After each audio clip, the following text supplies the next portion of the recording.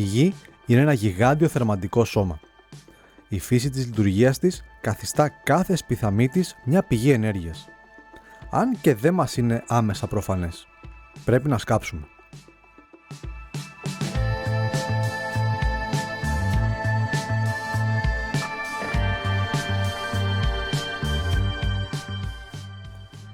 Η παρατήρηση πως η Γη μπορεί να παράξει έργο με τη μορφή θερμότητας διαπιστώθηκε από την αρχαιότητα. Αν και η πρώτη παρατήρηση της ενέργειας αυτής έγινε στη φυσική και αδάμασή της μορφή, όπως θερμοπίδακες και ηφαίστεια, οι άνθρωποι, ακόμα και τότε, κατάφεραν να χρησιμοποιήσουν μέρος της προς όφελός τους. Τα πιο συνήθι μέρη ήταν λουτρά πάνω ή γύρω από θερμές πηγές νερού, ενώ φυλές ανά τον κόσμο, όπως οι Μαορί της Νέας Ζηλανδίας, εκμεταλλεύονταν τις καυτές πηγές νερού για να μαγειρέψουν το φαγητό τους.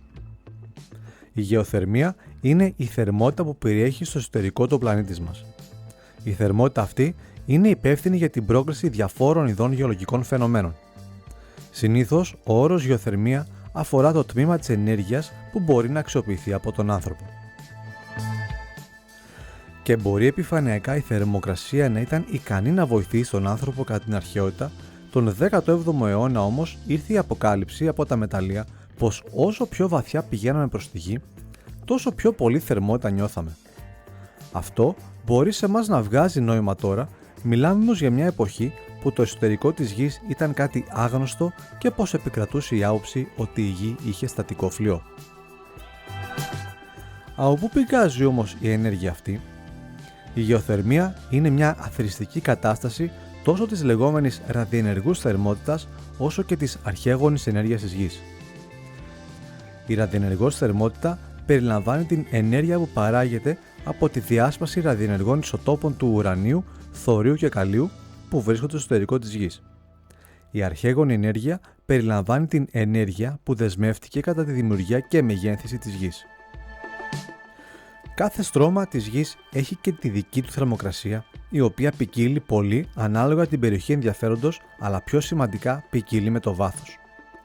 Αν υποθέσουμε πως το ανώτερο 1 με 1,5 μέτρο έχει θερμοκρασία αέρα, δηλαδή περίπου 15 βαθμούς, η θερμοκρασία αυξάνεται περίπου 3 βαθμούς κάθε 100 μέτρα βάθος. Με αυτό το κριτήριο, οι διαφορετικές τεχνολογίες που αξιοποιούν τη γεωθερμία φτάνουν και σε διαφορετικά βάθη. Θεωρητικά, η θερμική ενέργεια της Γης είναι ατελείωτη.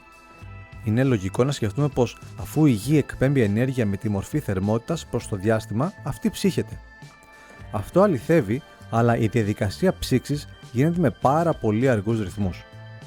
Η θερμοκρασία του μανδύα της Γης τα τελευταία 3 δισεκατομμύρια έτη δεν έχει μειωθεί περισσότερο από 350 βαθμούς Κελσίου σε σχέση με τους 4.000 βαθμούς της βάσης του. Η πρώτη προσπάθεια για παραγωγή ηλεκτρικής ενέργειας από γεωθερμικό ατμό έγινε το 1904 στο Λαρντερέλο της Ιταλίας. Πολύ σύντομα και κατά τη διάρκεια του πρώτου μισού του 20ου αιώνα, πολλές χώρες ακολούθησαν την Ιταλία εγκαθιστώντας γεωθερμικές γεωτρήσεις. Η μορφή ενέργειας αυτή έγινε γρήγορα ελκυστική σε χώρες ανά τον κόσμο, καθώς δεν υπήρχε η ανάγκη εισαγωγής ενέργειας από άλλες χώρες όπως τα ορυκτά καύσιμα. Σε απλούς όρους, η γεωθερμία αξιοποιεί την θερμότητα του εσωτερικού του πλανήτη μας με σκοπό να παράξει μέσω του νερού των εγκατεστημένων σωληνώσεων ατμό και με τη σειρά του αυτός ηλεκτρική ενέργεια. Σε οικιακή χρήση, η γεωθερμία χρησιμοποιείται σε αντλίες θερμότητας για τη θέρμανση του νερού και διοχέτευσή του στα συστήματα θέρμανσης. Η γεωθερμία δεν αξιοποιείται μόνο για την παραγωγή ηλεκτρικής ενέργειας. Η θερμότητα δεν ωφελεί μόνο τον άνθρωπο, αλλά και όλους τους έμβιους οργανισμούς. Για παράδειγμα, στον αγροτικό τομέα, η θέρμανση των θερμοκηπίων έχει οδηγήσει στην ανάπτυξη κυπουρικών, οπωρικών και ανθοκομικών προϊόντων όταν αυτά βρίσκονται εκτός εποχής ή σε περιοχές που οι κλιματολογικές συνθήκες είναι μη ευνοϊκές. Με την κατάλληλη θερμομόνωση του θερμοκηπίου δημιουργούνται ιδανικές συνθήκες θερμοκρασίας, φωτός και υγρασίας που όχι μόνο είναι ευεργετικά για τα φυτά, αλλά μειώνεται η κατανάλωση ενέργειας ολιστικά από το θερμοκήπιο έως και 40%. Στην κτηνοτροφία, ένα περιβάλλον ελεγχόμενης θερμοκρασίας συνεισφέρει στην υγεία των ζωντανών καθώς δεν τα στρεσάρει, ενώ στις υδατοκαλλιέργειες ο έλεγχος της θερμοκρασίας βοηθά στην εκτροφή εξωτικών ειδών, τη βελτίωση της παραγωγής, ακόμα και στον διπλασιασμό του αναπαραγωγικού κύκλου. Η γεωθερμία είναι από τις καθαρότερες και πιο αποδοτικές μορφές ενέργειας. Η χρήση της μπορεί να ωφελήσει οικονομικά όσους την επιλέξουν, είτε αφορά προσωπική χρήση είτε βιομηχανική.